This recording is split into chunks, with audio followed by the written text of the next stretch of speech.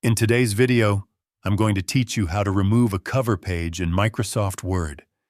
A cover page is often the first thing you add to a professional document, report, or thesis to give it a polished look. While adding a cover page is easy, sometimes you may need to remove it if you want to update your design, use a different template, or simply remove it entirely. Microsoft Word makes this process simple and straightforward. To start, open the Word document that contains the cover page. Go to the top left corner of the screen and click on the Insert tab.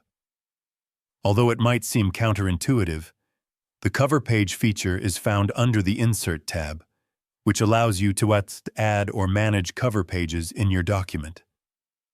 In the Pages group, you'll see an option labeled Cover Page. Click on this option, and a drop-down menu will appear showing a variety of cover page designs along with the option to remove current cover page. This option only appears if a cover page has already been added to your document. Simply click on Remove Current Cover Page, and Word will automatically delete it from your document. The rest of your content will remain intact, and any text or formatting in the body of your document will not be affected.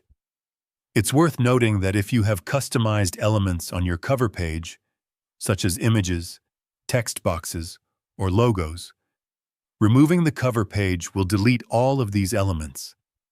Make sure to save any custom content separately if you want to reuse it later.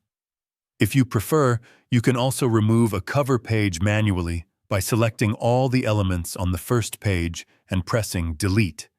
This works well if the automatic removal option is not available or if your cover page was created without using Word's built-in cover page feature.